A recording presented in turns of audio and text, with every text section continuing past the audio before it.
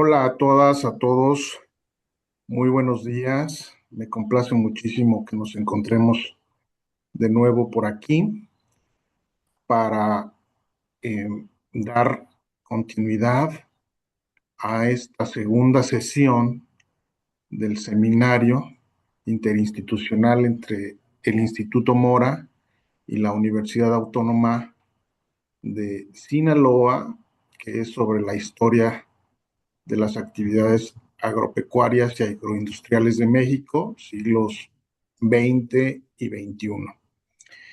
Pues precisamente el día de hoy, les digo a reserva de que alguien más por ahí se nos una en el Inter, les quiero comentar que pues en esta ocasión, para esta sesión 2 está eh, la presentación que nos va a hacer eh, Sandra Luz Gagiola Valdovinos. Ella es eh, doctora en historia, maestra en historia también por la Universidad Autónoma de Sinaloa. Ella actualmente se desempeña como profesora investigadora titular de la Facultad de Historia en la Autónoma de Sinaloa. Es docente de asignaturas relacionadas con la historia regional del noroeste de México, desde el periodo colonial hasta la actualidad, lo mismo que en asignaturas de historia económica. Y un poquito también para redondear la introducción que quiero hacerles respecto a Sandra Luz. Ella recientemente, justo hace unos meses, en 2025, publicó bajo el sello editorial de la Universidad Autónoma de Sinaloa un libro que ha causado verdaderamente entusiasmo por aquellas tierras del noroeste, que se llama A Fuego Lento, Historia de la Cultura Alimentaria en Sinaloa, siglos XVI al XX, y eso también pues la ha llevado a impartir una gran cantidad de conferencias, de charlas en distintas instituciones académicas y también ligadas a la cultura. Pues además, Sandra Luz también ha sido miembro del SNI acá en la ciudad, acá en México. Entonces, pues sin más preámbulo, ¿qué les parece? Para un poquito darle ya forma a la presentación del día de hoy, con esta presentación que he hecho de Sandra Luz, pues me permito presentarles a ustedes esta sesión que, que lleva por título Azúcar Amargo, ¿verdad, Sandra Luz? Ujú. Pero que en el, que en el, que en el texto que nos compartió ella tiene alguna variación, se llama Nacimiento y Ocaso de la Industria Azucarera en Sinaloa, 1876 al 2024. Es un recorrido amplio, como vamos a ver, de la industria azucarera, del cultivo de la caña de azúcar en Sinaloa, y que creo que es verdaderamente interesante. La forma de trabajar, como hemos hecho en las anteriores sesiones, es que Sandra Luz nos haga una presentación de su trabajo y después, pues he sido honrado, la verdad es que ella me ha otorgado la confianza de poder hacerle algunos comentarios a su trabajo. Entonces, pues una vez que ella haya hecho su presentación, tomaré la palabra de nuevo para hacer algunas preguntas, comentarios, sugerencias en relación a este trabajo y de esa manera ir avanzando para que también después ustedes, en el interés que les pudo haber generado la lectura y la propia exposición del día de hoy, puedan también hacer sus propias preguntas o comentarios a la doctora Sandra Luz Gagiola. Entonces, pues sin más preámbulo, le doy la palabra a Sandra Luz y pues la bienvenida también, aunque pues en este intercambio del seminario interinstitucional, pues ella también es de casa, por así decirlo. Entonces, adelante, Sandra Luz, con tu presentación. Buenos días de nuevo a todas, a todos, bienvenidos y arrancamos. Muy bien. Bueno, pues agradezco mucho la presentación, Alfredo. De nueva cuenta, gracias por invitarme a participar en este proyecto. Como ya lo mencionaba, mis líneas de investigación son más cercanas a la historia de la cultura alimentaria. Sin embargo, esto me ha llevado también a irme hacia otras vertientes. En este caso, la industria alimentaria ha despertado bastante mi atención. Y bueno, con el recorrido de las distintas fuentes, los archivos, la bibliografía local, regional y nacional, pues me llevó también a interesarme en el desarrollo de la industria azucarera. Además, como sinaloense y habitante del Valle de San Lorenzo, pues también muy relacionada con los paisajes de los cañaverales en mi niñez y adolescencia, y bueno, con todo lo que eso conlleva, ¿no? Entonces, me voy a permitir hacerles una presentación.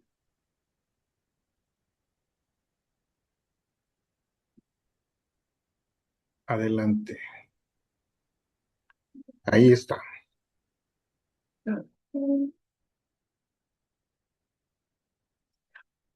Bueno, como ya lo mencionaba Alfredo, pues este es un avance, obviamente. Se trata de hacer una primera estructuración de las ideas que me han surgido en torno a esta actividad.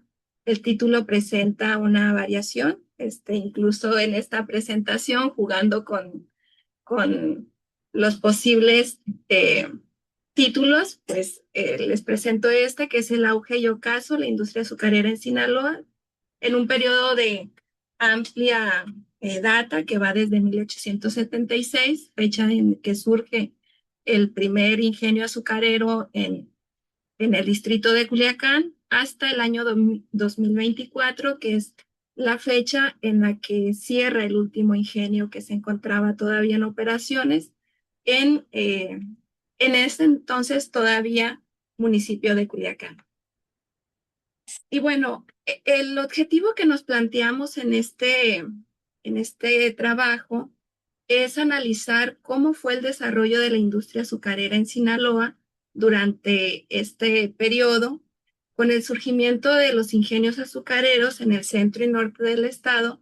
Se inauguró una de las agroindustrias más importantes del estado, que aún con las fluctuaciones en periodos específicos, se mantuvo un crecimiento a la alza a lo largo del siglo XX y todavía hasta la primera década del siglo XXI. Partimos de la idea central de que la industria azucarera surge a partir de la conjunción de una serie de condiciones con la presencia de empresarios dispuestos a invertir y arriesgar el capital. Es con la llegada de Joaquín Redo y Balmaceda, con quien se inaugura esta era, además de la existencia de un marco institucional que favoreció el desarrollo industrial y agrícola en el Estado y la capacidad de crear una infraestructura necesaria para impulsar el cultivo de la caña. Fue una industria que se adaptó a las distintas circunstancias de producción, a las exigencias de un mercado en aumento, a los cambios sociales y de producción que trajo consigo el reparto agrario ya en la primera mitad del siglo XX y todavía hasta la década de 1960, al surgimiento del sindicalismo y de las regulaciones que el mismo Estado fue imponiendo. Y bueno, concluye ya en un último periodo en el cual a partir de 1990 pues se genera otra coyuntura con el establecimiento de las reformas neoliberales que van a concluir con la privatización de los ingenios. Y bueno, aquí en esta línea, pues podemos ver estos 4 periodos en los cuales considero que la industria, que nos ayudan a explicar las distintas coyunturas y etapas de esta industria azucarera. Una primera etapa que va desde 1876 hasta 1930, que podemos decir es el periodo del despegue de esta industria con el desarrollo de las haciendas azucareras, pero no haciendas en el sentido tradicional, sino se trata más bien de haciendas de corte capitalista, como ya lo señalaba Gustavo Aguilar, y que van a, lo concluyo hacia 1930 porque considero que en ese momento inicia otra fase, ¿no? Con el desarrollo del la recuperación económica con el Estado postrevolucionario. A partir de 1930 viene un periodo también de consolidación, a pesar de los vaivenes que hay en el mercado internacional después de la crisis de los 30. Hay un periodo de consolidación en el cual el Estado va a invertir en la infraestructura hidráulica. Bueno, esto no es exclusivo para la industria azucarera y el cultivo de la caña, sino más bien para el desarrollo agrícola del Estado. Hacia 1960 viene otro proceso en el cual se ve de una manera más evidente la intervención del Estado con la recuperación de algunos ingenios, con el rescate que hace de algunos ingenios, y ya el periodo del colapso que va a partir de 1990 con estas reformas neoliberales. Entonces se trata de un recorrido de casi 150 años en donde pues analizamos cómo la industria pasa de los trapiches artesanales que todavía hasta 1870, 1880 existían a la maquinaria de vapor, en donde esta circunstancia impulsó también el nacimiento de ciudades, como es el caso de Los Mochis, el caso de Costa Rica, del propio El Dorado. Y bueno, va a pasar por distintas etapas. Sobrevive a la revolución, sucumbe ante la tormenta perfecta del mercado global y la obsolescencia técnica de los trapiches, de los ingenios, perdón. Entonces, bueno, tenemos que de la hacienda se pasa al ingenio.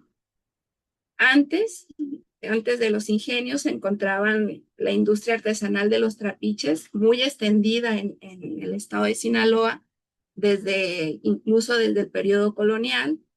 Sin embargo, ya hacia 1870 hay un cambio con la importación de maquinaria de acero y tecnología de vapor que es importada de Estados Unidos y Alemania, específicamente en el primer ingenio que se establece, que es el de la Aurora, en Culiacán, pues se importa maquinaria procedente de Estados Unidos, y el impacto es la transición que se va a generar de la producción artesanal a procesos de refinamiento más complejos, donde se van a producir distintos tipos de azúcares, además de alcoholes. Los pioneros de esta industria que surge en el Porfiriato, pues es el caso de Joaquín Redo, que en el área de Culiacán funda dos ingenios, el primero que es el de la Aurora en 1876 y el segundo se denomina El Dorado, que surge en 1900. Este ingenio también da lugar al surgimiento de un nuevo asentamiento que posteriormente se va a convertir en sindicatura y hoy en día ya se trata ya es un municipio. Es también pionero en la infraestructura hidráulica, pues para llevar agua a los cañaverales que se encontraban en los alrededores del ingenio La Aurora, perdón, pues se crea una infraestructura, se crean canales de riego que van a llevar agua desde el río Tamazula hacia esos espacios. En el caso de la familia Almada, que es otra de las familias empresariales que van a tener una gran importancia en la industria azucarera, pues ellos son creadores del ingenio La Primavera en el área de Nabolato. Constituyeron una empresa que se denominó Hermanos Almada y CIA, en donde se establecieron como una empresa de colonización y riego. En un primer momento se dedicaron a deslindar las tierras y posteriormente fundaron la hacienda La Primavera, y en ella empezaron a producir cerca de 30 variedades de alcohol, además de caña de azúcar. El otro polo en el estado se encuentra hacia el norte del estado con la llegada de Benjamin Johnston hacia el área de Los Mochis, quien primero se establece en el fuerte como socio de Zacarías Ochoa en el Águila, pero más tarde también fundó otra empresa en la United Sugar Companies, donde se fusionó capital estadounidense con tierras locales. En un primer momento funcionaron estos dos ingenios, el Águila y la United. Sin embargo, posteriormente se van a fusionar en una sola hacia 1920. Y bueno, esta es la distribución de cómo se encontraban los ingenios en el estado. Hacia el norte, pues surge el ingenio de la United, también denominado Los Mochis, y a su vez el Águila, en el área del fuerte. En el centro se encontraban la familia Redo, quien establece el ingenio La Aurora en 1876 y el Dorado en 1900. Además, la familia Almada pues creó el ingenio La Primavera en 1889 en la zona de Nabolato. Hacia la parte sur, en el distrito de Mazatlán, se encontraba el ingenio El Roble. Este se funda en 1908 por Guillermo Haas, quien recibe una dotación de tierras de cerca de 800 hectáreas y en ella establece este ingenio. Entre las distintas etapas por las que atraviesa o coyunturas por las que atraviesa la industria azucarera, pues se encuentra el periodo revolucionario, donde los empresarios se vieron obligados a tomar distintas estrategias para poder continuar el desarrollo de esta industria, continuar operando sus ingenios. Y tenemos que en el caso de Benjamin Johnston, a lo largo del periodo armado, se vio obligado en distintas ocasiones a ofrecer ganado y granos a los revolucionarios para evitar asaltos en sus haciendas y que la operación del ingenio se viera interrumpida. En el caso de la Aurora no contó con tanta suerte. Bueno, en ese momento Diego Redo era el gobernador del estado y dueño del ingenio, así que una de las acciones que los revolucionarios tomaron al tomar Culiacán, pues fue la quema del ingenio, además de otra fábrica que era de su propiedad, una fábrica de hilados y tejidos. Y bueno, este ingenio que es casi completamente quemado, destruido en 1911, se va a reactivar hasta 1923 con el regreso de Diego Redo a Sinaloa. En el caso de la Primavera, que no interrumpió sus operaciones, sí se vieron obligados a pagar distintos subsidios a tanto gobiernos revolucionarios como a las tropas que pasaban por ahí. En el caso de el ingenio La Primavera, pagaba 25,000 pesos mensuales, un total de 320,000 pesos en 2 años a las facciones revolucionarias para que no les trastocara sus operaciones las acciones armadas. Una de las propuestas metodológicas que presento, aunque todavía estoy un poco repensando si me quedo también con este enfoque, no porque no sea pertinente, sino porque explicar el fenómeno de la agrociudad llevaría a incorporar más alimentos que seguramente haría que los objetivos de este artículo rebasen incluso el paginado, pero estoy en ese proceso.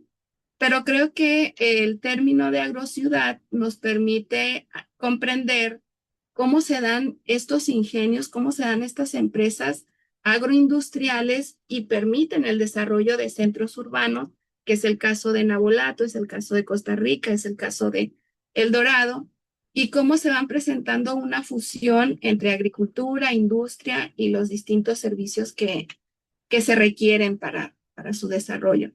En el caso de Los Mochis, surge del ingenio de la United Sugar Companies. En el caso de Nabolato, se desarrolla a partir de la hacienda La Primavera. En el caso de Costa Rica, primero surge el ingenio, que llevaba por nombre Central Sanalona en 1945 y posteriormente se crea el asentamiento. En el caso del Dorado, pues sí, es el mismo fenómeno, solo con unos años antes en 1900, creada por Lorredo como un polo industrial. Y bueno, esta imagen corresponde a la hacienda La Primavera, y en torno a esta hacienda se comienza a dar estos asentamientos urbanos. A partir de 1920, ya con el establecimiento de los gobiernos revolucionarios, se inicia una etapa en la infraestructura hidráulica con la creación de canales de riego y de presas que se van a desarrollar entre 1920 y 1960, 1970. Y bueno, la necesidad de construir todos estos canales de riego, esta infraestructura, pues era necesaria para llevar agua a los cañaverales. Sin agua no hay caña, y la expansión de los mismos dependió precisamente del establecimiento de una masiva red hidráulica. En el siglo XIX se encontraban canales privados y bombas centrífugas, pero hacia 1948 se concluye la construcción de la presa Sanalona en el río Culiacán, y eso permitió que una gran cantidad de tierras se abrieran al cultivo, lo cual redundó también en la ampliación de las tierras cultivadas de caña de azúcar y por lo tanto también en la producción de azúcar. En 1956 se concluye igual la presa Miguel Hidalgo en el río Fuerte. La red de canales se establecieron no solamente en Culiacán se establece el canal Rosales, el canal Cañedo, pero también hacia el norte en el norte del estado se establecen otros canales como el canal Bamoa, en el área de Sinaloa, etc.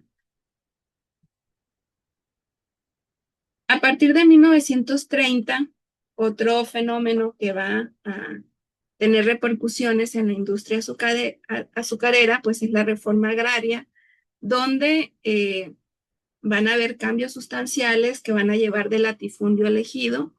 Entre 1936 y 1938 se expropiaron tierras que en la década de los 20 eran inafectables.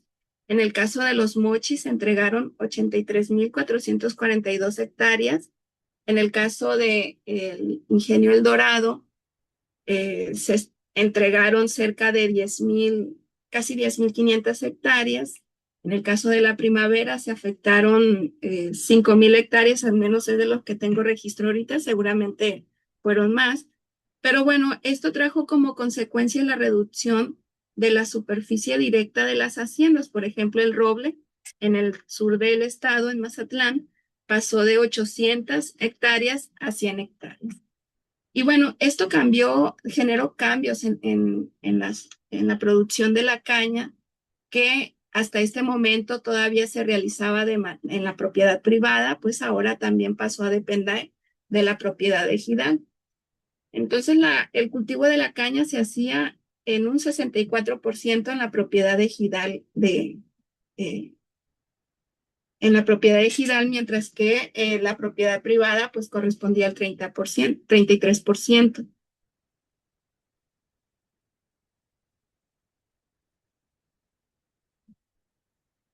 Hacia 1940, 1960 viene una etapa en la cual hay un mayor proteccionismo del Estado, lo cual ya se había visto en décadas antes. Sin embargo, a partir de este momento se crean una serie de regulaciones para regular la producción, imponer aranceles, y además se establecieron prohibiciones para evitar afectar tierras cañeras y asegurar el abasto a los ingenios azucareros. Durante la Segunda Guerra Mundial, esto generó una alta demanda de azúcar, lo cual impulsó la creación de nuevos ingenios, como la Central Sanalona, que posteriormente se llamó Ingenio Rosales, del área de Costa Rica. Y bueno, para 1955 tenemos una industria que se encuentra en constante crecimiento. Para 1955, Nabolato, Costa Rica y El Dorado tenían la capacidad conjunta para moler 1 millón de toneladas.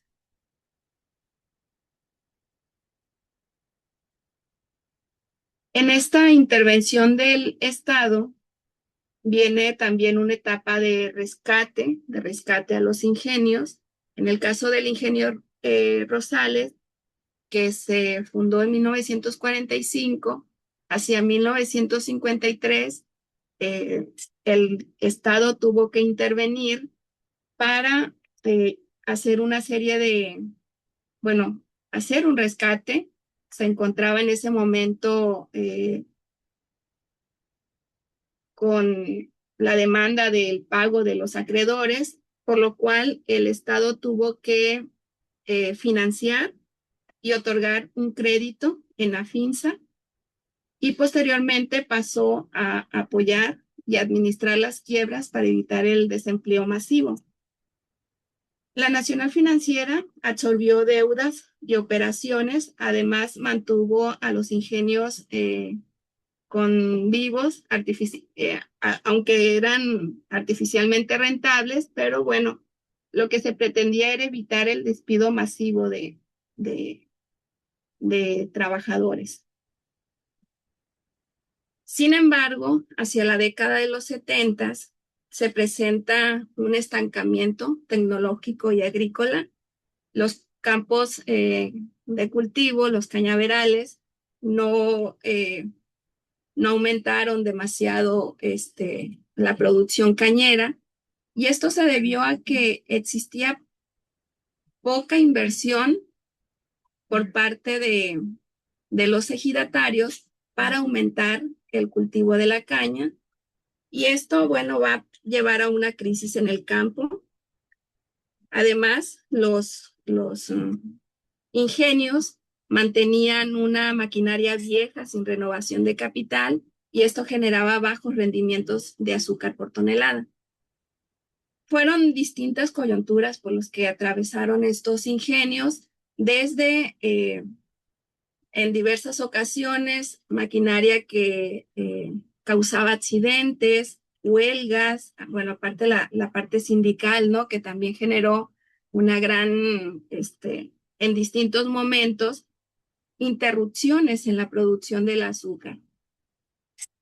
Entonces, esto va a redundar a que esta industria, por momentos, haya años en los que se mantiene estancada su producción, tanto de cultivo como de azúcar.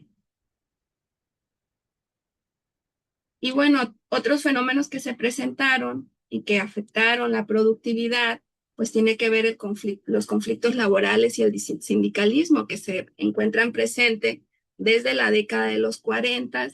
Ya Diego Redo, Jorge Almada, dueños de los ingenios del Dorado y de la Primavera, señalaban o dejaron constancia en distintas documentaciones sobre las afectaciones que sufrían a partir de esas interrupciones con las constantes huelgas que se presentaban. Entonces, bueno, también tenemos este fenómeno en el que los ingenios se convierten en focos de un sindicalismo bastante fuerte y combativo, huelgas constantes por prestaciones y salarios que paralizaban la zafra y aumentaban los costos de operación. Por ejemplo, en enero de 1985, en el ingenio de Los Mochis, se habla de una señal de crisis insostenible.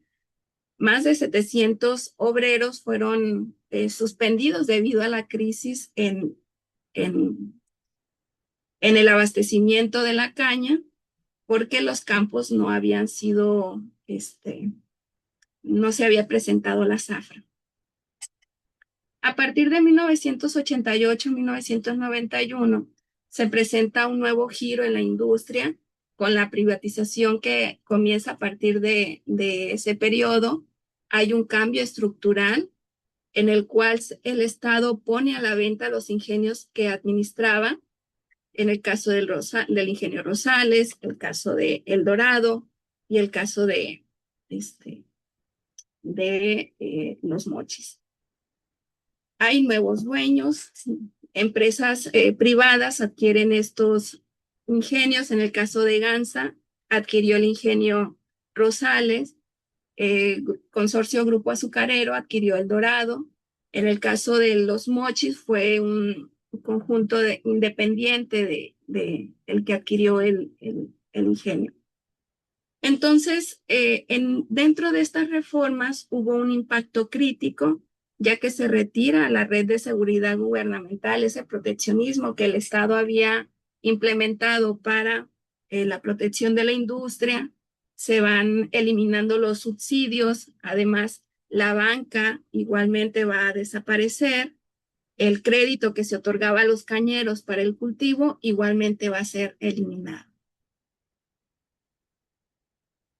Sumado a esto, bueno, estos elementos que son de orden estructural o macroeconómico, pues con la firma del Telecan, la entrada de competencia internacional de azúcar, además de jarabe de maíz, pues generaron también cambios en el consumo del azúcar. A partir de la introducción del jarabe de maíz, el azúcar que se consumía en la industria alimentaria, pues va a sustituir al azúcar de consumo interno. En la cuestión financiera, pues hubo falta de créditos tras la privatización bancaria,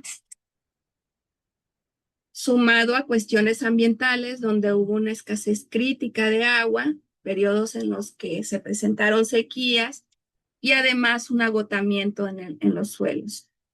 Y por otra parte, los costos de producción que fueron insostenibles, ya resultaba mayor la inversión que se requería que las ganancias que generaba. Y si le sumamos a esta situación la obsolescencia de la infraestructura de los ingenios, pues todo esto fueron un conjunto de condiciones que fueron llevando al cierre de los distintos ingenios azucareros. En el caso del roble, que fue el que cerró en una etapa más temprana, fue en 1969, después de haber estado administrada cerca de 7 años por el gobierno del estado. El caso del ingenio Rosales cerró en 1997. El ingenio La Primavera cerró en 2009, Los Mochis en 2014 y el último que cerró fue El Dorado en el 2024. Dentro de, de las variables que me pueden a mí permitir ir observando este crecimiento de la industria azucarera y los distintos momentos por los que pasa, pues son la producción de caña, que son de las variables que se van a analizar, la producción de caña, y en esta gráfica podemos ver cómo se produce un incremento desde la etapa porfirista y cómo cae hasta las primeras décadas del siglo XX. Otra de las variables que a mí me permiten ver este desarrollo, esta evolución, pues es también la producción de azúcar ya en los ingenios, pero es una tabla que se encuentra en construcción, que he estado recopilando de distintas fuentes, ya que a diferencia de los datos que tienen que ver con la producción y el cultivo de la caña, en el caso que se puede recoger en distintas estadísticas, en el caso de la producción de azúcar, verlo ingenio por ingenio, pues ha sido más complicado porque pues las estadísticas, las series no son continuas y ha sido una labor casi indiciaria, ¿no? Esta recolección, la cual aunque ya va un poco avanzada, pues todavía no se encuentra concluida. Y bueno, en cuanto a el último silbato que cierra en 2024, pues es la fecha, ¿no? Que opera el último ingenio azucarero en Sinaloa después de casi 150 años que definió la identidad económica del estado.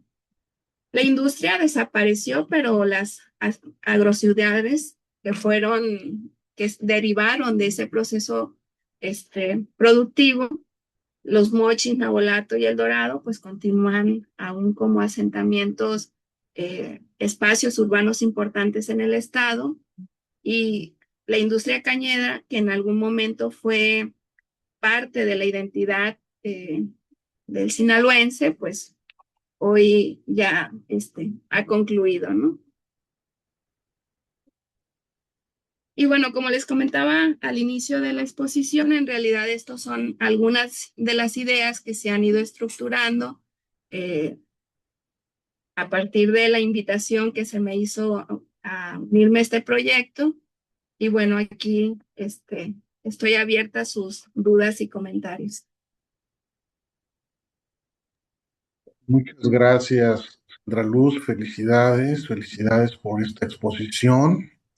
Felicidades también por la, por el trabajo. Como les comentaba hace un momento, ahora, eh, pues agradecerle también que se ajustó bastante muy bien al tiempo, Sandra Luz, en su exposición.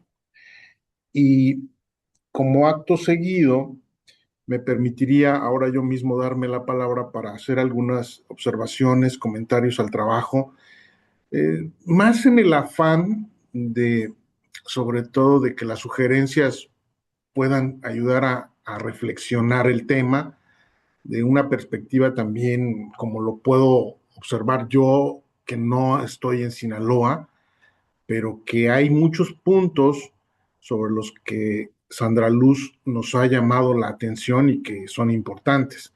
Entonces, pues lo primero que me gustaría comentar en relación al texto, a esta segunda sesión titulada ahora sí completamente Azúcar Amargo, producción del azúcar en Sinaloa en el siglo XX, pues es el hecho que se nota un esfuerzo muy interesante de parte de Sandra Luz por hacernos un recorrido casi en un ciclo biológico de un sector en Sinaloa que tal vez como lo que vamos a ver en este mismo seminario esté ocurriendo con otros productos, con otras agroindustrias que tuvieron un origen, un momento de auge, otro de estancamiento y ahora estamos casi en el declive, si no es que en su franca extinción. Ahora sí que para la reflexión de estos ciclos biológicos que pueden darse también en torno a las actividades agropecuarias y agroindustriales. Lo primero que quisiera llamar la atención es cómo, al igual que muchos otros autores, el tema del azúcar sigue llamando la atención. De sobra es ya conocido pues por los argumentos que nos ha dado Sandra Luz, importante para explicarnos un poco el desarrollo del noroeste de México, pero me gustaría en este punto llamar la atención cómo la historiografía sobre la agricultura, sobre los alimentos y la economía, pues nos ha dado muchos trabajos súper interesantes en relación con el tema del azúcar. Estoy recordando ahorita, por ejemplo, el caso de los trabajos para el Caribe de Manuel Moreno Fraginals, que además los vinculó mucho con el tema del trabajo. Además, fíjense, esa es otra también beta muy interesante. Generalmente los estudios del azúcar se vinculan mucho con los del trabajo. Primero con los de la esclavitud, después ahora con estos temas que ahora Sandra Luz nos llama la atención acá del surgimiento de los sindicatos, en fin. Entonces, eso por un lado.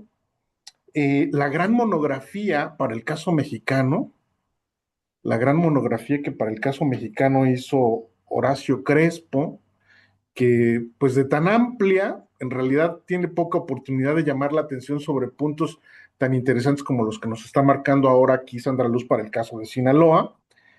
Y no me quiero extender mucho más, pero recientemente, un poco para conocimiento de algunos, a lo mejor ya todos lo han visto por ahí, recientemente salió otro trabajo de un profesor de la Universidad Libre de Ámsterdam llamado Ulve Bosma. Y este señor ahora salió con un trabajo que se llama así, Azúcar, una historia de la civilización humana. Entonces, si ustedes se fijan, este tema a todos nos trae como dando vueltas en la cabeza por lo interesante que es. Y yo trato de desentrañar un poco, bueno, y para no hablar también del clásico anterior que también ya se hizo a finales de por ahí en los 70, ¿no? El de Sidney Mintz, de dulzura y poder, ¿no? Eh, Todos estos trabajos tienen el común denominador en la historiografía de llamar la atención en el fenómeno de la agricultura y de la agroindustria como un fenómeno también ligado al tema del poder, de las relaciones sociales, y que creo que eso le va dando un carácter muy singular al cultivo del azúcar. Eh, el trabajo de Sandra Luz, como ya nos lo ha expuesto ella, sí, es una descripción de estas grandes etapas que van transcurriendo de finales del siglo XIX al XX. En el siglo XIX, finales del XIX, lo que yo observo es cómo los grandes, los grandes empresarios o las personas que pudieron beneficiarse del régimen porfiriano, de las reglas que se sentaron durante el régimen porfiriano, o dicho de otra manera, las instituciones, pudieron aprovechar para hacer negocios. Y esos negocios transformaron Sinaloa, por lo que nos narra este, Sandra Luz, y que también antes ya lo ha escrito así Gustavo Aguilar, a quien ella a veces abreva de sus trabajos anteriores. ¿En qué sentido? Bueno, hay una transformación interesante que hay que resaltar aquí. No es lo mismo pasar de los trapiches dispersos, es decir, de la cantidad de azúcar que se podría procesar en los trapiches, a lo que ocurre una vez que se instalan con nuevas formas de energía, con nuevos usos de la materia prima y de la tecnología, pues las fábricas de azúcar. Ahora sí ya esto es fábrica a nivel industrial. Entonces aquí lo que estamos hablando ya es un tema de escala que nos pone en una situación distinta. Pero ¿por qué hay ese brinco en escala de la producción de azúcar? Creo que tendremos que reconocer también aquí que algo debe de estar ocurriendo en el mercado a nivel internacional y nacional como para que esto sea posible. Y algo que a mí me parece que es relevante es pensar que pues aparece esa necesidad de consumo de azúcar porque hay un mercado para demandarlo. Ya no estamos en la época del medioevo o de los años posteriores en los que comer endulzantes era una golosina que nada más la podía disfrutar la élite, un determinado estrato social superior ¿no? Hay la necesidad de hacerlo, como muchas otras cosas que ocurren con los productos, hacer un consumo masivo. Y en este caso, fíjense que es interesante observar, a la luz de lo que nos presenta Sandra Luz, cómo se hace nítido la importancia de que así como la industrialización va generando fuerza laboral en los mercados, pues el nutrir a esa fuerza de trabajo de una fuente de energía, y esto nos conecta con los sistemas alimentarios, que también son temas de Sandra Luz, pues nutrir a las masas o a los trabajadores, a los obreros que se están incorporando a ese mercado laboral que está ofreciendo el propio modelo de industria capitalista, pues de esa manera también está proveyéndolos de algo que yo llamaría fast energy. Así como tenemos hoy fast food en general, necesitamos un shot de energía para poder, para poder desempeñar las nuevas demandas o necesidades de actividad y de desgaste energético que requieren los procesos de trabajo. Y ese papel lo juega el azúcar. ¿no? Entonces, lo interesante en el caso particular que yo observo de Sinaloa es que si lo conectamos con ese gran proceso que está ocurriendo a nivel mundial y también nacional, Sinaloa se va transformando. ¿En qué sentido se va transformando? Bueno, que el desarrollo de esa industria va provocando otros efectos. Ya señaló uno de ellos que me pareció a mí muy importante que pusiera ya la atención en eso, que es el nacimiento de nuevas ciudades. Una fábrica requiere también mano de obra y eso pasa con los ingenios. No solamente en el sector del campo, que es para el cultivo y la recolección y el corte de la caña de azúcar, sino también para el trabajo dentro de las fábricas de azúcar, de los ingenios, ¿no? Y eso hace que automáticamente me parece que las extensiones de los campos cañeros en Sinaloa se dilaten, se hagan cada vez más grandes y por las propias necesidades que tienen los ingenios de ser abastecidos. Pero eso lleva al uso de una nueva energía, en este caso hasta eléctrica, la canalización del agua, la domesticación y la dirección del agua hacia donde uno desea que sea útil. Todo eso transforma Sinaloa realmente, ¿no? Y bueno, viene también después el otro tema, el de la distribución. Ella habla también de producción en el campo, de industria, en el ingenio, y luego vienen todos los servicios, ¿no? En su texto aparece que, creo que hoy hablaste un poco de eso, menos, más enfocándolo al tema de la banca, de la financiación, Sandra Luz, pero tú lo mencionas en tu texto como mm, los servicios también van generando un tipo especial en este caso, ¿a qué me refiero? El transporte, los ferrocarriles, ¿no? Que van conectando. Entonces, creo que aquí la mirada debemos de centrarla en el caso de Sinaloa, como también a nivel nacional, Sinaloa es un foco, es un polo que entra en competencia con lo que está ocurriendo también en el centro del país, que es donde está la gran cantidad del mercado para el azúcar, donde está la densidad de población elevada. Los que van a consumir el azúcar están en el centro, pero ya Sinaloa se está haciendo un nicho especial del mercado, que es el norte, tal vez la frontera, no sé, y por supuesto también los excedentes vienen a parar hasta acá, a la Ciudad de México, al centro del país, al Bajío, etcétera. ¿Por qué lo digo? Porque en forma paralela, pues está ocurriendo también el tema el desarrollo cañero, que también es histórico digamos, en las goteras de la Ciudad de México, en el estado de Morelos, en el estado de Veracruz, en el estado de Puebla, en el estado de Oaxaca, y Sinaloa se va posicionando, va teniendo un lugar también ahí muy importante para disputar mercados. Entonces, pues todo esto nos hace pensar en la importancia que va teniendo el sector para el caso eh, de Sinaloa.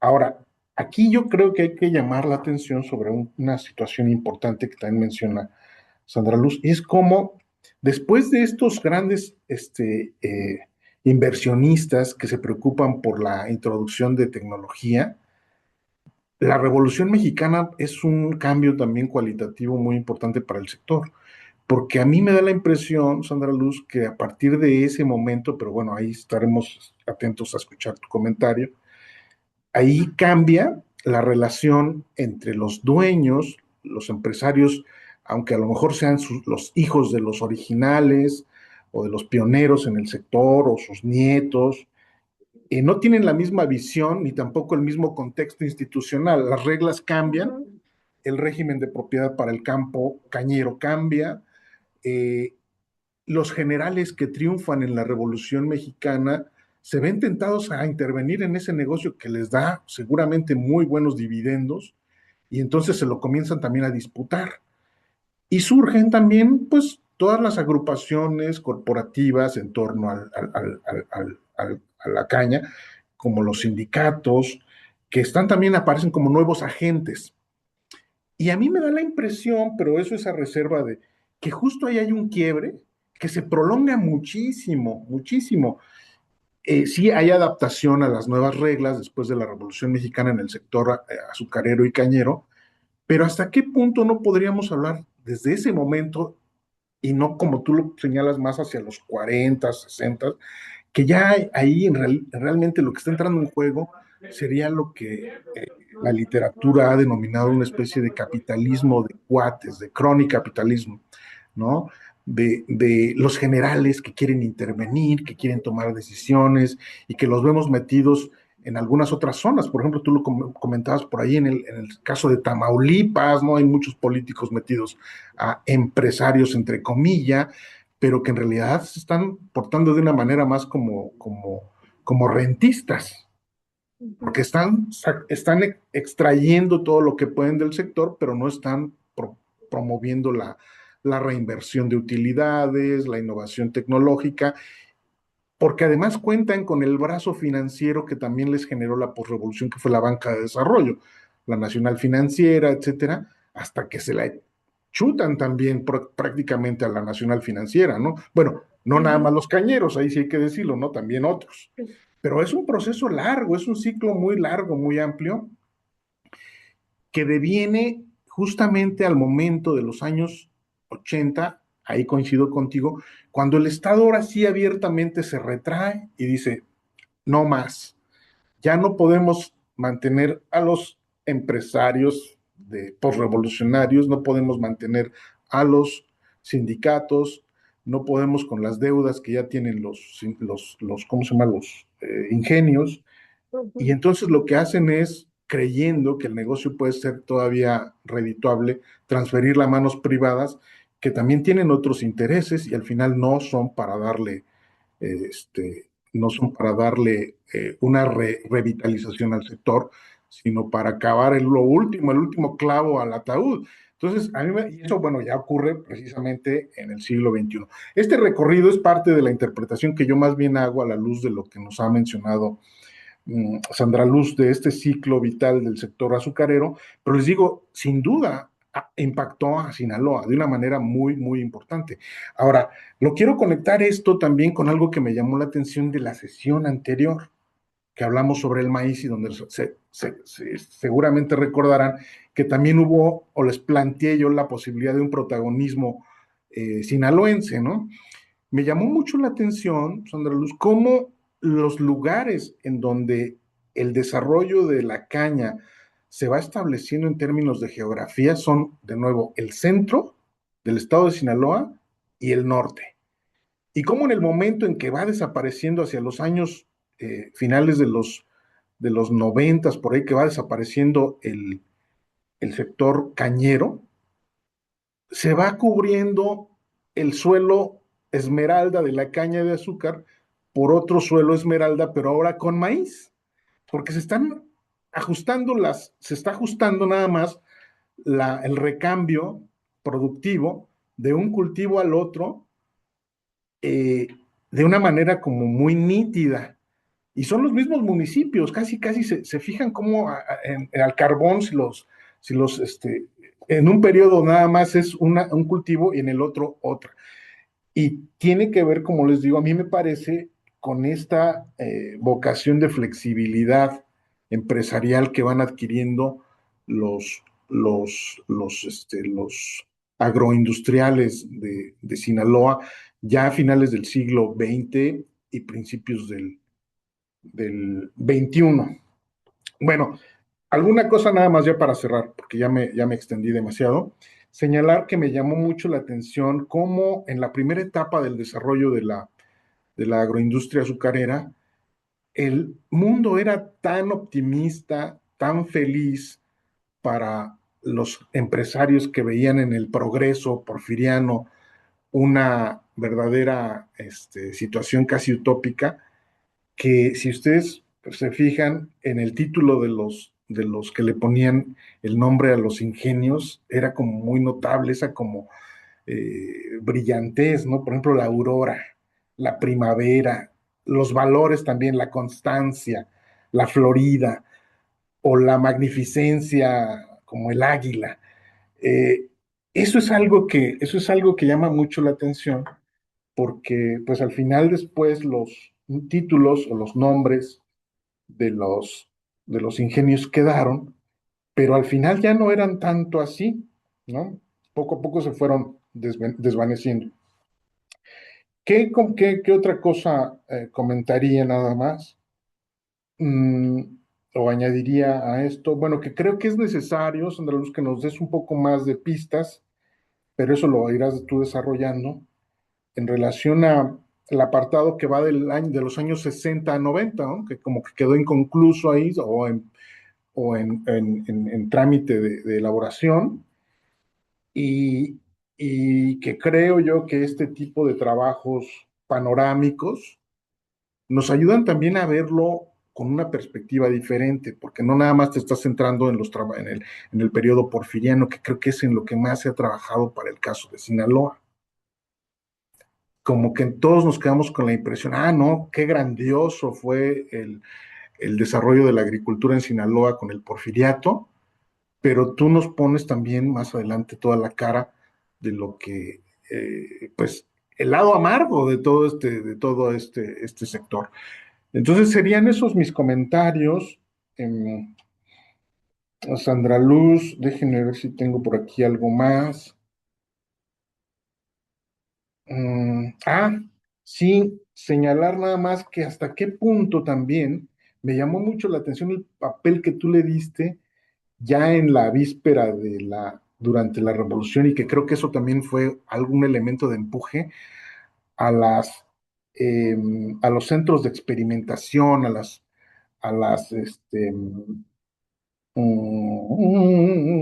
sí, las unidades de experimentación que se establecieron en Sinaloa, que es un tema sobre el que más adelante nos presentará cosas Francisco Javier Cibaja acá en este seminario, pero eso fue algo muy, muy interesante que me llamó la atención. Sería eso nada más. No sé, Sandra Luz, si quieras hacer una especie como de intervención previa a darle la palabra a todos los demás y en relación con esto que te comento y la verdad es que estoy agradecido de que me hayas permitido comentar tu trabajo. Ojalá que algunas de estas cosas te sirvan. No son, por supuesto, para nada vinculantes en el sentido de que tengas que hacerle cambios a todo, sino más bien que tomes en cuenta algunas de estas cosas. Adelante, Sandra Luz. Bueno, pues no, a ti por haberme comentado estas páginas. Creo que el tema de la industria azucarera en esta larga visión que abarca desde su nacimiento hasta su ocaso, pues son muchos aspectos, ¿no? Los que se pueden ir tocando, seguramente algunos solamente los enuncié, otros quizás quedaron un poco más desarrollados, pero sí creo que definitivamente las, los comentarios que me has vertido, pues sí me ayudan a ir reflexionando, ¿no? Sobre este trabajo y cómo se puede ir mejorando, profundizando en las partes que obviamente les hace falta trabajar. Lo comentaba al principio, ese es un primer esfuerzo, ¿no? Para estructurar las ideas que van a dar forma a esta contribución. Sobre lo que comentabas de cómo durante el porfiriato hay este incremento y cómo se puede eh, relacionar con lo que estaba surgiendo en el mercado nacional o incluso internacional, creo que una de las partes que podría tocar es también la creciente industrialización o el creciente en la industria alimentaria en la prensa y estadísticas que he revisado para este periodo, he observado que hay un incremento de empresas refresqueras, por ejemplo, que son consumidoras de gran cantidad de azúcar. Y creo que esto es un fenómeno que se presenta no solo a nivel local o regional, sino nacional. Entonces, perdón, quizás pudiera ir ampliando esta correlación con el surgimiento, ¿no? De otros consumos de la industria del azúcar, que ya no es únicamente el uso individual, digamos, que se hace en el hogar, sino ya abre la brecha hacia otros consumidores, que en este caso son empresas, ¿no? Empresas de alimentos y de bebidas.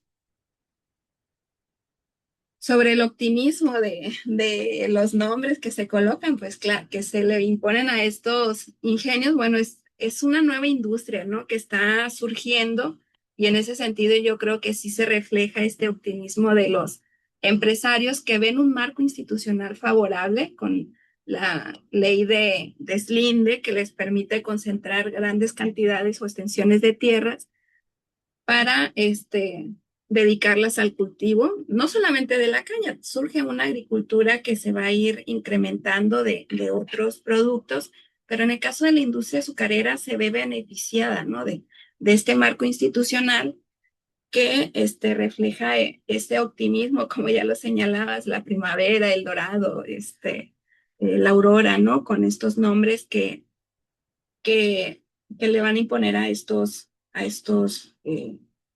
ingenios. Y sobre las relaciones de poder, es algo que eh, pretendí desarrollar con mayor amplitud, pero en realidad sentí que si en este momento me dedicaba demasiado a esto, no iba a poder enviar el texto a tiempo. Pero una de las condiciones que encontré después de los años 20, una vez que se concluye la fase armada y los gobiernos revolucionarios, los distintos revolucionarios empiezan a tomar el control, una de las características que traían o de la visión que tenían sobre el desarrollo agrícola no era un reparto eh, agrario masivo, ¿no? Sino más bien se tenía la idea del desarrollo agrícola con la mediana propiedad o la gran propiedad. Y en ese sentido hubo hasta cierta protección a estas extensiones, a estos latifundios que todavía se encontraban vigentes. El reparto se realiza sobre todo a partir de los años 30, 1935, 1936 es cuando se comienza a presentar.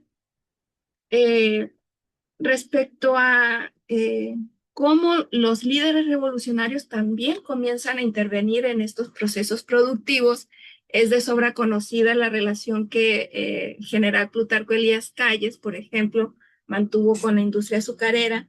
Era uno de los fuertes inversores de los ingenios que se establecieron, por ejemplo, en el Mante, en Tamaulipas, pero además tenía relaciones de poder con otros empresarios de este ramo, por ejemplo, incluso familiares, ¿no?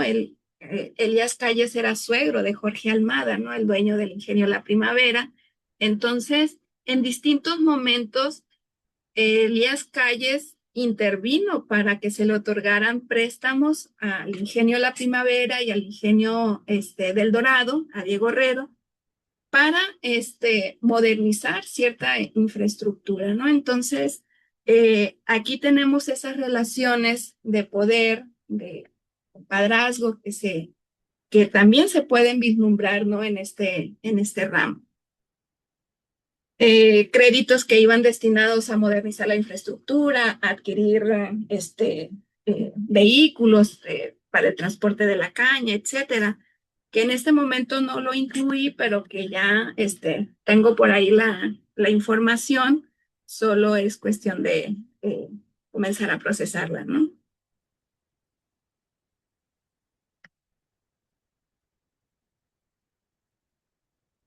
Sobre la cuestión de la banca, en distintos momentos, bueno, es una visión de largo aliento, como mencionaba, y hubo distintas instituciones que se crearon, tanto privadas a nivel regional como nacional e incluso del Estado, ¿no? Que también otorgaron financiamiento a esta industria. Por ahí tengo ya una relación de los distintos bancos o créditos que fueron otorgados a la industria azucarera. En esta etapa todavía no la incluí, pero creo que sí es un indicativo de cómo se crea una serie de instituciones que van a apoyar el desarrollo de esta industria a lo largo del siglo XX, sobre todo es a partir de 1930, cuando se comienzan a crear estas instituciones. Y bueno, sobre el sindicalismo, en la historiografía de la industria azucarera en Sinaloa, hay dos temas que sobresalen. Por un lado es el periodo de surgimiento de la industria en el Porfiriato. El trabajo de Gustavo Aguilar, pues es uno de los clásicos acá en el estado. Pero otros trabajos también nos hablan sobre esta etapa en particular. Y el otro tema es el tema de las movilizaciones, el tema de los sindicatos, que se encuentra muy presente, sobre todo para el caso del ingenio de los Mochis, que es donde nos encontramos con un sindicato más combativo, podremos decir, más fuerte. Eh, Y estos son los dos grandes temas que destacan. Entonces, cuando yo buscaba información, bueno, sobre la industria azucarera, me di cuenta que podía ser esta visión de largo alcance que nos permita entrever cuál es el desarrollo que mantiene desde su surgimiento hasta el cierre del último ingenio, ¿no? Entonces, bueno, son muchos los comentarios y las ideas que de repente me surgen eh, y que pueden ayudar a contribuir a este trabajo. Me encontré una gran cantidad de información en los distintos ingenios sobre cómo se van modernizando, cómo van cambiando la infraestructura, su maquinaria, pero creo que eso ya es para un trabajo de más largo alcance, ¿no?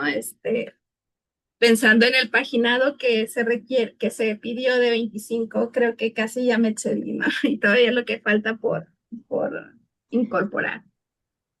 Para un libro, Sandra Luz, para un Claro. libro. Pues muchas gracias y felicidades por el trabajo. Le damos la palabra entonces ahora a Juanita, Juana Lara, que está por acá pidiendo la palabra. Adelante, Juanita, por favor. Sí, hola, buenas tardes a todos, buenas tardes, doctora. Primero felicitarla, las felicitaciones, me gustó mucho su texto. Creo que es como muy interesante ver estos trabajos que hacen estos análisis a larga duración. Creo que nos dan un panorama muy, muy bueno de lo que estaba pasando. Se ve que usted es una experta y sí, como el comentario que hace el doctor Alfredo, creo que podría hacer un libro de esto, tiene muchos elementos que podría, pues yo creo que ahondar y profundizar, pero sí pensando en, creo que las 25 o 30 páginas que tenemos para el artículo, creo que podría ayudarle, bueno, le voy a hacer como mis comentarios van a ir un poco relacionados pues a la dimensión del trabajo y a lo que yo leí en el texto.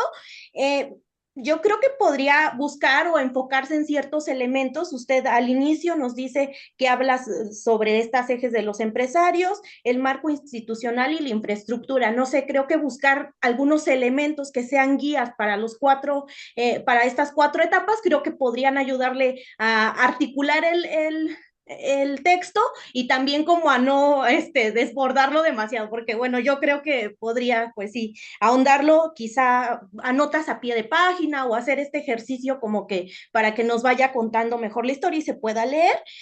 También creo que en la introducción, doctora, si bien usted no lo presenta muy claro en su presentación, valga la redundancia, sobre sus apartados o sobre estas etapas, creo que en la introducción valdría la pena pues clarificarlo y ponerlo así muy, muy directo, que son cuatro etapas, por lo tanto son cuatro apartados, porque sí le falta la última, la de 1990 al 2024, creo que la une ahí entre el 60 y el 90, pero sí falta como que ahondar eso, y por eso se ve un poco desproporcionado el texto, o sea, como que se enfoca mucho en un periodo y en los otros pues le falta, pero yo creo que con la explicación que nos dio, creo que tiene los elementos como solo para pues un poco revisar eso.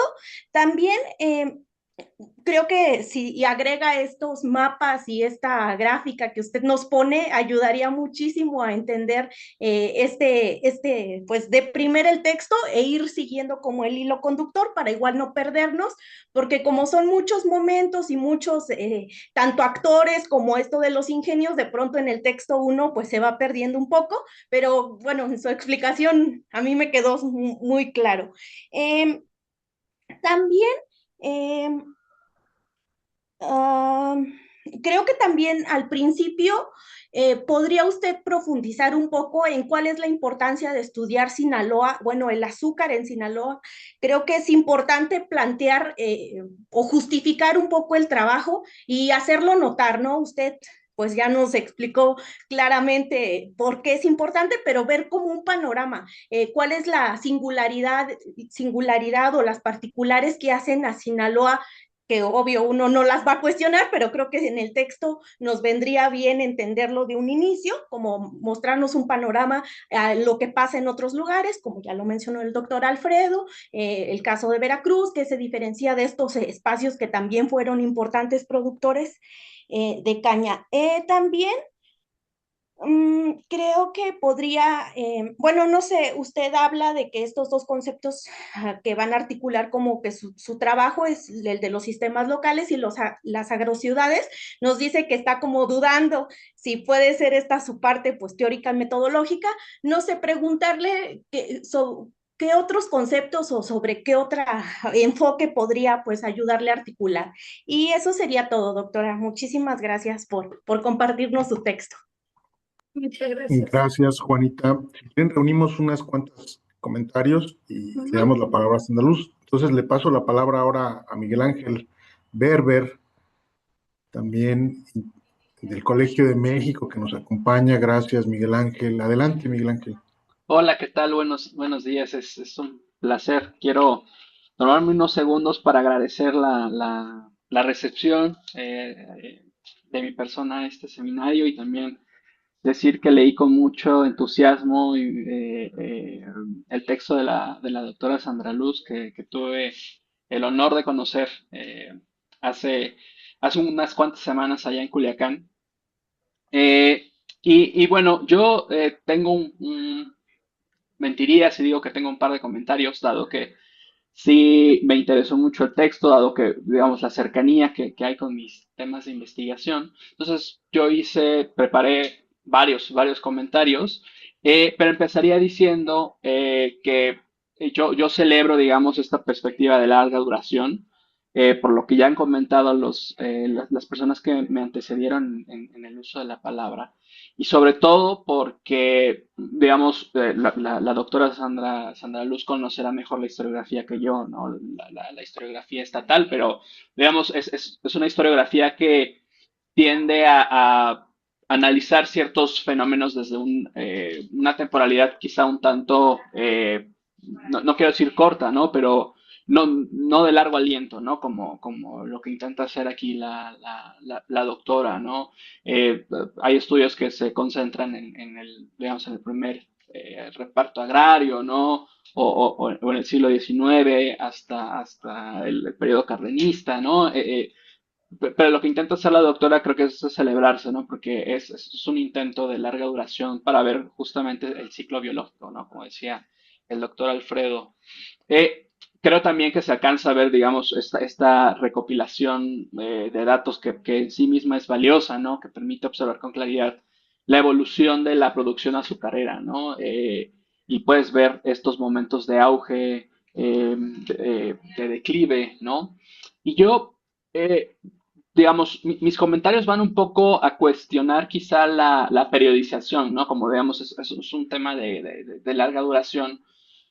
Creo que, en primer lugar, me parece como un traslape temporal de una década entre el primer periodo, que concluye en 1930, mientras que la segunda sección inicia en 1920, ¿no? Digamos como que ahí hay un traslape de una década que ahí no me quedó muy claro, digamos, cómo se diferencia o qué rol juegan esa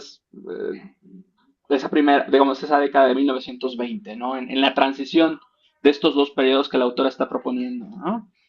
Creo también que, que hay en el apartado de ocaso, ¿no? Que empieza en 1960 y termina en 1990, según lo que pude leer, eh, ahí, digamos, se comienza a narrar el fin de la industria, ¿no? A partir de 1960. Sin embargo, ya hacia el final de esa misma sección, la autora nos presenta la gráfica de la evolución de la producción de 1910 hacia el siglo XXI, y sin embargo ahí se alcanza a ver que hacia finales de los 50 y hasta finales de los 70 hay un aumento en la producción, ¿no? Ujú. Entonces como que parece contraintuitivo que la autora nos diga que eso es un ocaso, ¿no? Cuando en los datos estamos viendo pues un auge, ¿no? Aparentemente hay un auge en la producción, eh, que, que, que no sé justamente si es por lo menos no es un declive en la producción, ¿no? Entonces, quizá valdría la pena, digamos, como afinar eh, esa, sí, esa periodización, porque parecería ser que no estamos viendo un ocaso, ¿no? O por lo menos no un ocaso inmediato, y quizá el ocaso iniciaría pues a partir de 1980, ¿no? Creería yo que sería bueno como pensar la periodicidad a partir de estos datos, ¿no? Creo yo también que a veces la cronología, sobre todo en esta última sección, no me quedó de todo clara porque, por ejemplo, en la página 20 se atribuye el cierre del ingenio El Roble, que ocurrió en 1969, a las reformas neoliberales, ¿no? Que en un párrafo anterior se mencionan. Entonces, como que a mí no me queda claro, eh, digamos, porque las reformas neoliberales, si nos ponemos de acuerdo, podríamos decir que empezaron a partir de la década de 1980, ¿no? Quizá 1970, a finales de los 70, ¿no? Podemos empezar a ver atisbos de reformas neoliberales, ¿no? Pero quizá valdría la pena mencionar a qué reformas neoliberales se refiere y a partir de qué periodo, porque de otra manera parece ser que no coincide lo que usted está argumentando con la evidencia que usted está presentando, ¿no? Porque si el roble cerró en 1969, pues no estamos hablando de reformas neoliberales, ¿no? Estamos hablando de otra cosa.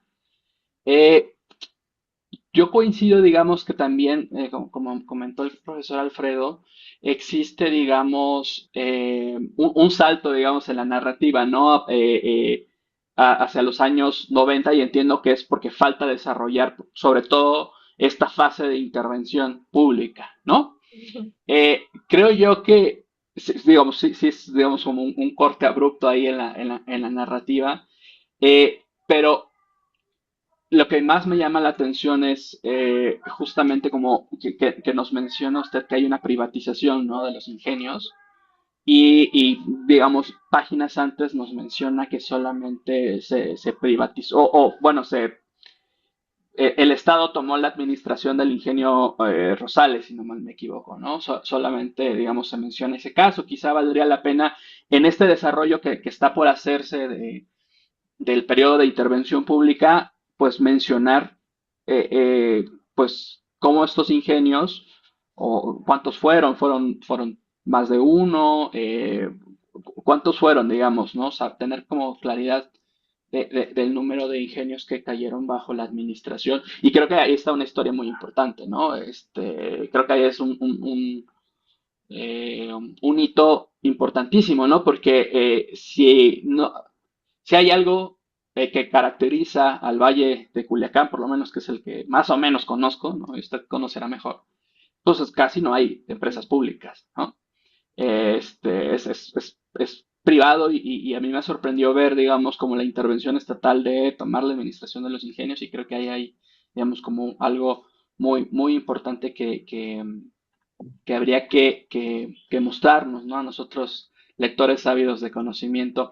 Y, digamos, hay dos preguntas, hay dos temas que a mí, como, digamos, por mis temas de investigación que me dedico un poco a la interacción entre la agricultura del ejido, ¿no? Y la agricultura agroexportadora me vienen, digamos, como a la mente tras leer algunos de sus argumentos y de sus líneas. Tiene que ver, por ejemplo, con pues estas aseveraciones que se hacen sobre los acuerdos que hubo entre el ejido y los ingenios para cultivar la tierra, ¿no? Eh, digamos, los ejidos se convierten en los abastecedores de materia prima de los ingenios mediante acuerdos, según según su argumento. Y yo ahí me preguntaría si efectivamente la palabra acuerdos puede reflejar mejor lo que ocurrió digamos, cuando vienen las expropiaciones, ¿no? Porque eh, por lo menos lo que relata María Eugenia Romero en Los Mochis habla de que pues, prácticamente hubo un sometimiento, ¿no? De los ejidatarios hacia las políticas de azúcar y de producción de azúcar, ¿no? Entonces, ¿en qué sentido digamos, una voluntad bilateral, ¿no? O es un mecanismo de imposición económica y política, ¿no? De hacer que los ejidos produzcan azúcar, ¿no? Y no produzcan otra cosa más que azúcar, ¿no? Entonces, digamos, cuestiona pues la palabra acuerdos, ¿no? ¿Qué tanto es una expresión Ujú. de una voluntad y qué tanto es una En sujeción, realidad, digamos? Claro.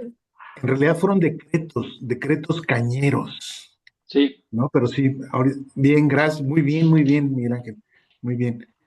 Sí, Y ya por continúa. último, sí, perdón, y ya por último, ya no me detengo más, eh, ¿cómo, usted ya, digo, los que me antecedieron y usted misma, pues estamos hablando de que Sinaloa son regiones agrícolas que no presentan, digamos, un monocultivo como otras regiones, ¿no? El Soconusco en el café o en Veracruz la vainilla, ¿no? O sea, que son regiones completamente dedicadas a un solo cultivo. Aquí estamos hablando de regiones en las cuales existe una vocación en la cual están muchos Ujú. cultivos, ¿no? Interactuando.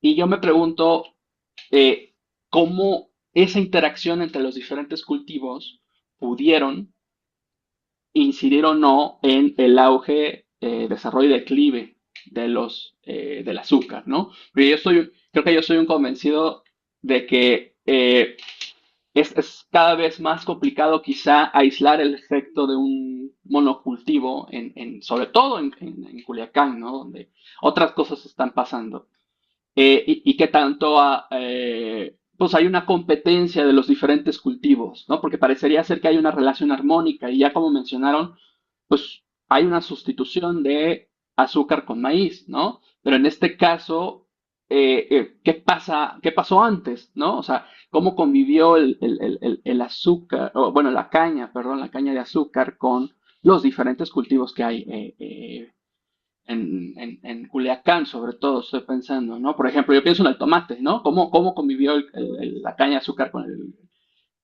que ambos cultivos requieren mucha agua y que de cierta manera sus calendarios agrícolas, pues coinciden, digamos, ¿no? Y pueden competir por tierra, pueden competir por trabajo, pueden competir con agua. Entonces yo creo que, eh, digamos, para lo que venga después, creo que la historia que usted quiere contar se beneficiaría mucho como de esta interacción que puede haber entre los diferentes cultivos, ¿no? Y bueno, ya serían todos mis comentarios y le agradezco muchísimo el espacio. Al contrario, gracias, Miguel Ángel. Qué bueno que te resultó motivante la lectura. No sé si alguien más quisiera tomar la palabra, pero si no, bueno, pues entonces, Sandra, si nos quieres hacer algún comentario en relación con lo que ha sugerido tanto Miguel Ángel como Juana, adelante. No, bueno, agradezco los comentarios de ambos. Creo que me ayudan a volver a esas cuestiones que de repente había que había pasado por alto. Creo que solo pensé ponerlo de las etapas en la introducción. Cuando me di cuenta que no las había incorporado, pues ya, ya lo había enviado. Así que creo que son cuestiones que me ayudan a volver a repensar cuáles son esas partes que se deben de retomar y de rehacer. Eh, de repente creo que me saturé un poco de los distintos temas que podían incorporarse en, en la presentación.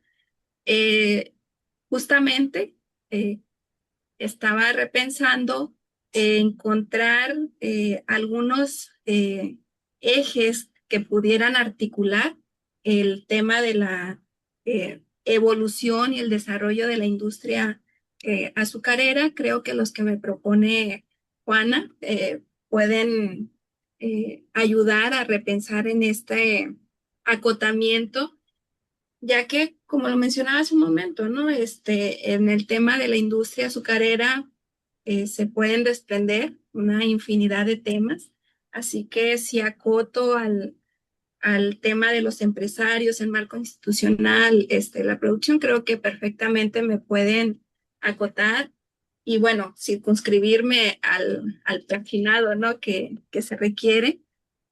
En cuanto a los mapas y las gráficas, también ya las tengo o estoy en proceso de elaborarlas e incorporarlas al texto.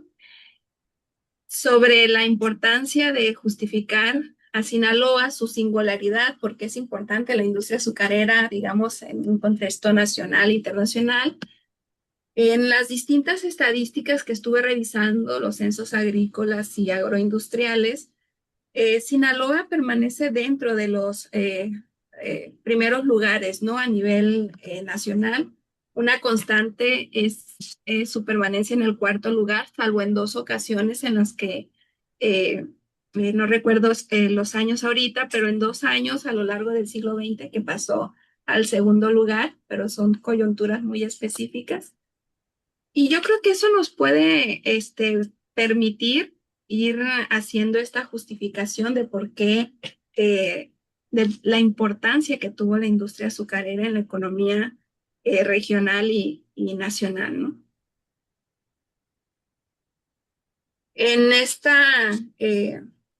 en este intento, en este esfuerzo para hacer una cronología, una de las dificultades que de repente me encontré, pues sobre todo si cortar entre los 20 y los 30, bueno, a propósito de este traslape que comentaba Miguel Ángel, que creo que es una muy buena observación, eh, estaba un poco indecisa, ¿no? Si lo cortaba el periodo hasta 1920 o si hasta 1930, pero yo creo que aunque hay algunas reformas que se comienzan que impactan, ¿no? En la industria y que se comienzan a aplicar desde 1920, que tiene que ver con la propiedad de la tierra, algunas reformas eh, eh, o estímulos que se están realizando hacia el desarrollo agrícola, creo que son más evidentes a partir de los 30. Es por eso que el corte cronológico lo hago en ese periodo.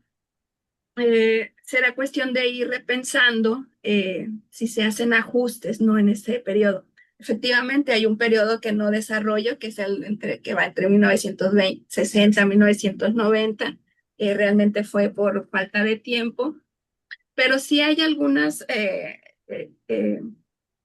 datos importantes que nos ayudan ahí a explicar cómo fue el desarrollo en ese periodo. En 1960 el Estado toma y que tiene que ver con la privatización de los ingenios, eh, perdón, con la expropiación. En el caso del ingenio El Roble, por ejemplo, el Estado toma su control entre 1959 y 1960. En el 69 cierra, efectivamente lo puse en la última etapa, al inicio del primer párrafo, ¿no? De la última etapa, un poco para ir señalando cómo inicia el proceso de cierre, aunque bueno, perfectamente se puede desarrollar en el periodo que corresponde, ¿no? En estas mismas décadas, efectivamente, hay un crecimiento de la producción agrícola entre 1960 y 1970. Incluso en el informe de gobierno de 1964 se señala la posibilidad de abrir 2 ingenios más, uno en Mocorito y otro en en el municipio de Ahome.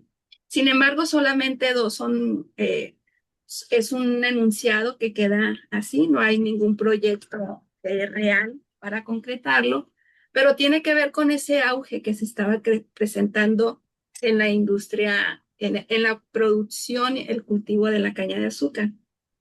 Sin embargo, es como una cuestión muy paradójica porque mientras se observa un crecimiento en la producción de la caña, se ve un estancamiento en la producción del azúcar.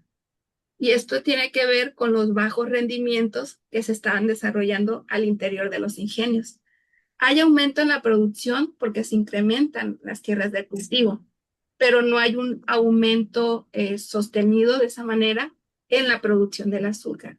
El cuadro comparativo, digamos que ya no lo alcancé a incorporar, pero esto sí nos permite ir también observando esa evolución que se presenta en cómo, a pesar de que un indicador sí presenta el crecimiento, hay otros indicadores que nos permiten observar ese estancamiento, ¿no?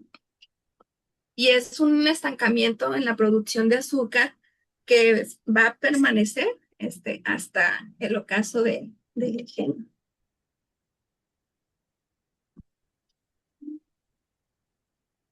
Bueno, sobre las preguntas ya más en concreto que me hacía Miguel, por ejemplo, lo que tiene que ver con esta voluntad bilateral que señalaba de si los ejidatarios se puede hablar de acuerdos, ¿no? Efectivamente, tiene que ver más con decretos y con condiciones que quedaron muy especificadas al momento en que se da la dotación de tierra, en el cual esas tierras estaban exclusivamente para la producción cañera y se veían obligados a claro, era una cuestión, no de voluntad, sino prácticamente se veían obligados a abastecer a cada uno de los ingenios. De hecho, desde 1945 quedan establecidos cuáles son los espacios que van a abastecer a cada ingenio azucarero.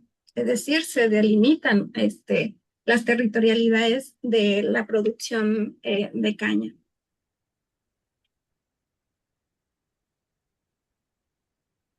Y bueno, sobre cómo coexistieron los distintos cultivos, en la medida en que se va disminuyendo la producción de caña, es muy evidente, sobre todo ya a partir del año 2000, ¿no? Cuando empiezan a cerrar los ingenios, hay menos demanda de caña de azúcar. Las tierras que antes se ocupaban en el cultivo de los cañaverales, pues principalmente y sobre todo los que eran de propiedad ejidal, pues van a convertir o reconvertir su producción en sus cultivos hacia el maíz, que es el cultivo que va a predominar. En el caso del tomate, coexistió a lo largo del siglo XX con la industria cañera, porque principalmente el cultivo de tomate se realizaba en la propiedad privada. Entonces, no había un traslape, digamos, o un conflicto entre las tierras de cultivo, entre un producto y otro, ¿no? Hubo adaptación en la medida en la que un producto, un cultivo se deja de producir, pues esas tierras se reconvierten hacia otro, ¿no? Bueno, creo que eran demasiados los comentarios, pero esos son los que de momento, sí, recuerdo sobre la producción historiográfica de este sector. Creo que efectivamente predominan los estudios que se abocan a un solo periodo o a una sola temporalidad por ejemplo, la cuestión sindicalista o lo que tiene que ver ya en la etapa de declive de los ingenios. Hay algunos trabajos monográficos sobre el ingenio del Dorado, sobre el ingenio Rosales, pero digamos que son más bien como crónicas, ¿no? De trabajadores o ex empleados que tuvieron alguna relación con los ingenios. No son trabajos propiamente académicos, pero sí son muy valiosos, ¿no? Como, este, eh, como fuente, ¿no? Muy bien, muchas gracias, Sandra Luz, por esta retroalimentación que nos haces a los comentarios. No sé si hubiese alguno más, tal vez podríamos darle cabida, pero si no, si ya no hay más comentarios, pues agradecerles a todos, a todas, la amabilidad de la atención. por supuesto que en todos los temas que estamos desarrollando. Sí, Juanita, ¿querías comentar algo? No, doctor, es que creo que alguien en el chat mandó una pregunta, Ujú. entonces, Vamos a ver, vamos a ver. disculpe que lo haya No, interrumpido. gracias, qué bueno. Sí, yo tengo una pregunta, Francisco Javier, sí, dice, o comentario, en la misma línea del comentario final del doctor Alfredo sobre las estaciones experimentales y centros de investigación especializados en el cultivo del azúcar, ¿qué papel desempeñaron esos espacios en la producción del azúcar? ¿Hubo alguna relación entre las estaciones y el control o combate contra plagas y enfermedades del cultivo de la caña, o crearon o mejoraron nuevas semillas? Y así fue, circularon entre los ingenios de la región. Pienso que al menos en unos pies de página señalar o dar más información sobre esos espacios y su incidencia Ujú. en el desarrollo de esa industria sería muy bueno, y muchas gracias. Nos agradecen. Bueno, le agradecen a Sandra Luz. Eh, no sé si quieres hacer un comentario sobre esto de las unidades experimentales, Sandra Luz, que tú Ujú. sí lo comentabas también en el texto. Sí, en dos fuentes encontré la referencia al establecimiento de de esos espacios experimentales o centros de investigación. Uno es el fondo de la AGN de Gonzalo Robles, en el que me encontré un proyecto precisamente para crear estas estaciones experimentales alrededor de 1945, 46, no recuerdo exactamente el año, en el que pues establece precisamente, se proponen tres espacios para para estas estaciones, y uno de ellos es Sinaloa, en el cual pues tienen como propósito mejorar las semillas, mejorar las plantas, eh, además de tratar de combatir las plagas que asolaban, ¿no? A los campos en en los distintos cultivos. No era exclusivamente para la caña de azúcar, pero sí para mejorar las distintas semillas y especies de cultivo. En el informe de Felipe Riveros, en ese momento era presidente de la CADES en 1946, él señala que entre los avances que se lograron fue precisamente que en Culiacán, en el Valle de Culiacán, se estableciera un campo experimental. Entonces, él ya habla de la existencia de esta estación. Sin embargo, en el resto de la documentación no he encontrado alguna evidencia que, digamos, que señale, ¿no? O vincule los resultados de ese campo de experimentación o de esa estación de experimentación con la producción ya propiamente en los campos de cultivo, ¿no? Entonces, creo que por lo menos sí está la fuente, la información de que sí se establecieron estas estaciones, cuáles eran los objetivos, para qué se desarrollaron, pero sobre cómo impactaron en la producción de la caña, pues ahí todavía no he encontrado todavía información que las vinculen. Muy bien, muchas gracias. Gracias a Sandra Luz. Bueno, pues felicitar de nuevo a Sandra Luz por la exposición, por la paciencia también para responder a los comentarios. Un aplauso, por supuesto, también a, a ella. Y bien, pues a nombre propio, pero también del doctor Eduardo Frías, los dos como coordinadores de este seminario. Por supuesto, les comento además que el doctor Frías se disculpó porque de último momento le surgió un imponderable para estar aquí acompañándonos. Esperemos la próxima seguramente tendrá que estar, porque además él es el ponente. Les comento que están invitados para la sesión del día 27 de marzo, según tengo por aquí.